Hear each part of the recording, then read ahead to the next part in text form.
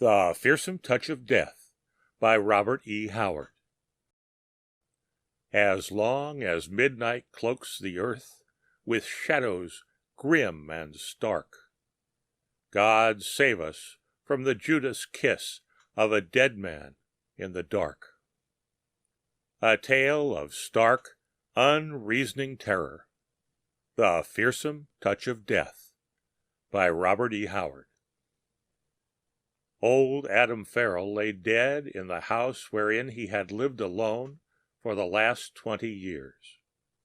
A silent, churlish recluse, in his life he had known no friends, and only 2 men had watched his passing.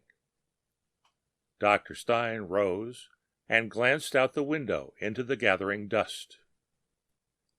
"You think you can spend the night here, then?" he asked his companion. This man, Fallred by name, assented. "Yes, certainly. I guess it's up to me." "Rather a useless and primitive custom, sitting up with the dead," commented the doctor, preparing to depart. "But I suppose, in common decency, we will have to bow to precedent. Maybe I can find someone who will come over here and help you with your vigil." Fallred shrugged his shoulders. "I doubt it. Farrell wasn't liked, wasn't known by many people. I scarcely knew him myself, but I don't mind sitting up with the corpse." Dr. Stein was removing his rubber gloves, and Fallred watched the process with an interest that almost amounted to fascination. A slight, involuntary shudder shook him at the moment of touching these gloves. Slick, cold, clammy things, like the touch of death. "You may get lonely tonight if I don't find anyone," the doctor remarked as he opened the door. "Not superstitious, are you?" Fallred laughed. "Scarcely. To tell the truth, from what I've heard of Farrell's disposition, I'd rather be watching his corpse than have been his guest in life." The door closed, and Fallred took up his vigil. He seated himself in the only chair the room boasted, glancing casually at the formless, sheeted bulk on the bed opposite him, and began to read by the light of a dim lamp that stood on a rough table. Outside, the darkness gathered swiftly, and finally Fallred laid down his magazine to rest his eyes. He looked again at the shape which had, in life, been the form of Adam Farrell, wondering what quirk in human nature made the sight of a corpse not only so unpleasant, but such an object of fear to many. Unthinking ignorance, seeing in dead things the remainder of death to come, he decided lazily, and began idly contemplating as to what life had held for this grim and crabby old man, who had neither relatives nor friends, and who had seldom left the house wherein he had died. The usual tales of miser-hoarded wealth had accumulated, but Fallred felt so little interest in the whole matter that it was not even necessary for him to overcome any temptation to pry about the house for possible hidden treasure. He returned to his reading with a shrug. The task was more boresome than he had thought for. After a while, he was aware that every time he looked up from his magazine, his eyes fell upon the bed with its grim occupant. He started involuntarily, as if he had, for an instant, forgotten the presence of the dead man, and was unpleasantly reminded of the fact. The start was slight and instinctive, but he felt almost angered at himself. He realized for the first time the utter and deadening silence which enwrapped the house, a silence apparently shared by the night, for no sound came through the window. Adam Farrell had lived as far apart from his neighbors as possible, and there was no other house within hearing distance. Fallred shook himself, as if to rid his mind of unsavory speculations, and went back to his reading. A sudden, vagrant gust of wind whipped through the window, in which the light in the lamp flickered and went out suddenly. Fallred, cursing softly, groped in the darkness for matches, burning his finger on the hot lamp chimney.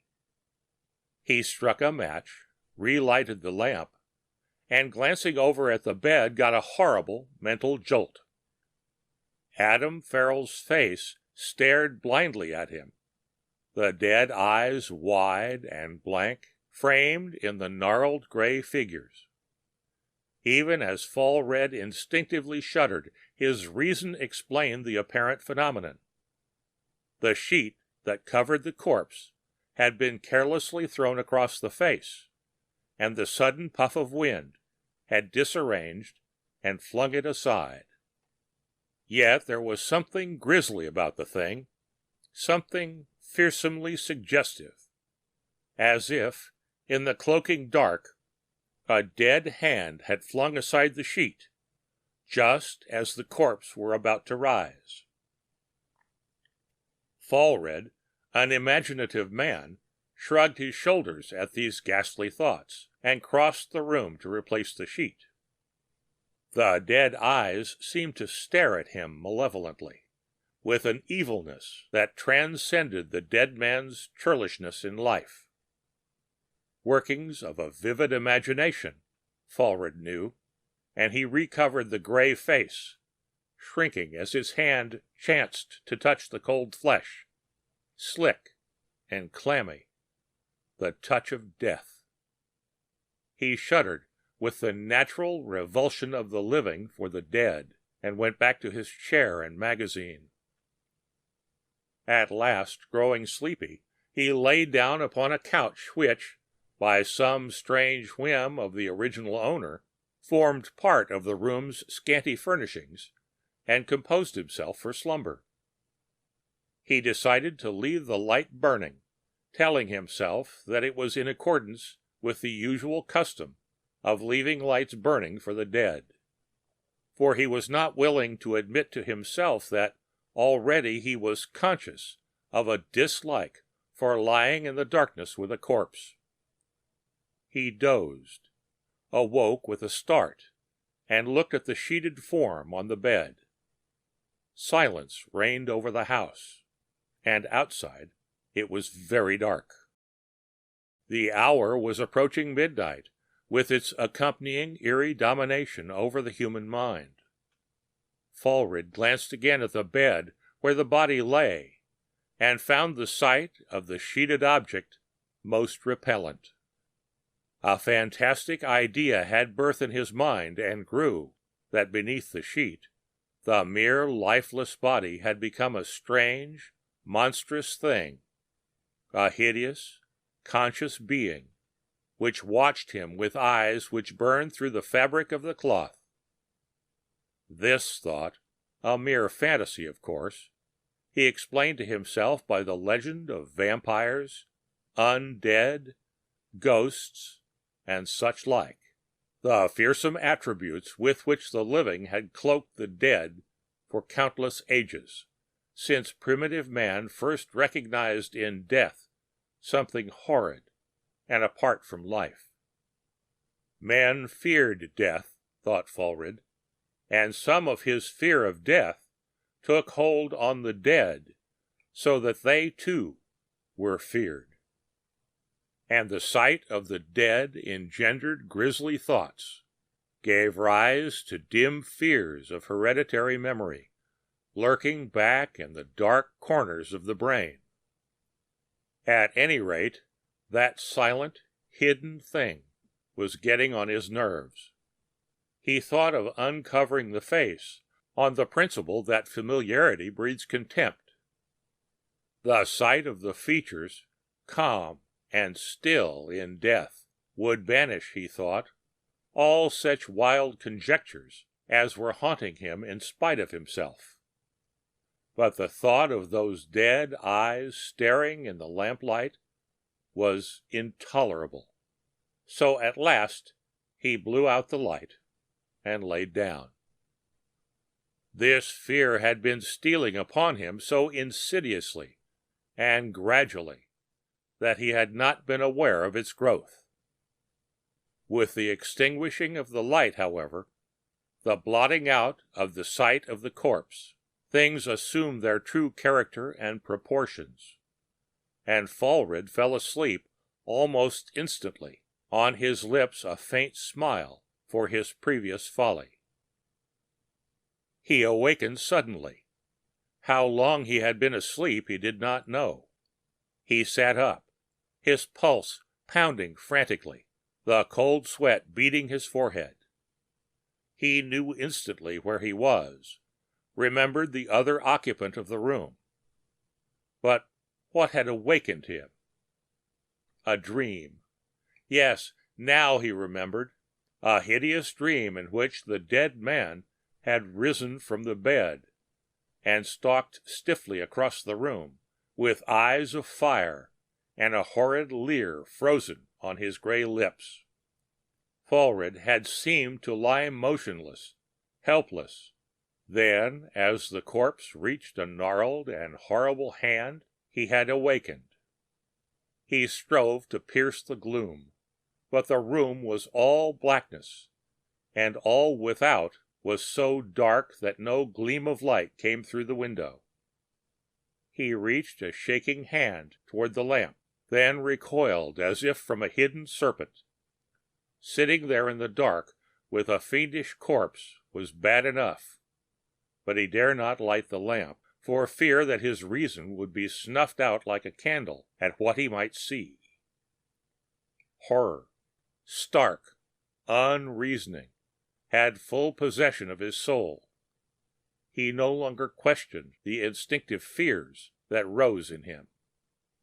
All those legends he had heard came back to him and brought a belief in them. Death was a hideous thing, a brain-shattering horror, imbuing lifeless men with a horrid malevolence. Adam Farrell in his life had been simply a churlish but harmless man. Now he was a terror, a monster, a fiend lurking in the shadow of fear, ready to leap on mankind with talons dipped deep in death and insanity. Fallred sat there, his blood freezing, and fought out his silent battle. Faint glimmerings of reason had begun to touch his fright when a soft, stealthy sound again froze him. He did not recognize it as a whisper of the night wind across the window-sill. His frenzied fancy knew it only as the tread of death and horror. He sprang from the couch, then stood undecided. Escape was in his mind, but he was too dazed to even try to formulate a plan of escape. Even his sense of direction was gone. Fear had so stultified his mind that he was not able to think consciously. The blackness spread in long waves about him, and its darkness and void entered into his brain. His motions, such as they were instinctive. He seemed shackled with mighty chains, and his limbs responded sluggishly, like an imbecile's. A terrible horror grew up in him and reared its grisly shape, that the dead man was behind him, was stealing upon him from the rear. He no longer thought of lighting the lamp. He no longer thought of anything. Fear filled his whole being. There was room for nothing else. He backed slowly away in the darkness, hands behind him, instinctively feeling the way. With a terrific effort, he partly shook the clinging mist of horror from him, and, the cold sweat clammy upon his body, strove to orient himself. He could see nothing, but the bed was across the room, in front of him. He was backing away from it. There is where the dead man was lying, according to all the rules of nature. If the thing were, as he felt, behind him, Then the old tales were true. Death did implant in lifeless bodies an unearthly animation, and dead men did roam the shadows to work their ghastly and evil will upon the sons of men. Then, great God, what was a man but a wailing infant, lost in the night and beset by frightful things from the black abyss and the terrible, unknown voids of space and time? These conclusions he did not reach by any reasoning process. They leapt full grown into his terror-dazed brain. He worked his way slowly backward, groping, clinging to the thought that the dead man must be in front of him. Then his back-flung hands encountered something slick, cold and clammy, like the touch of death. A scream shook the echoes, followed by the crash of a falling body. The next morning, they who came to the house of the dead found two corpses in the room. Adam Farrell's sheeted body lay motionless upon the bed, and across the room lay the body of Falred, beneath the shelf where Dr. Stein had absent-mindedly left his gloves. Rubber gloves, slick and clammy to the touch of a hand groping in the dark. A hand of one feeling his own fear. Rubber gloves, slick and clammy and cold, like the touch of death. The end of The Fearsome Touch of Death by Robert E. Howard.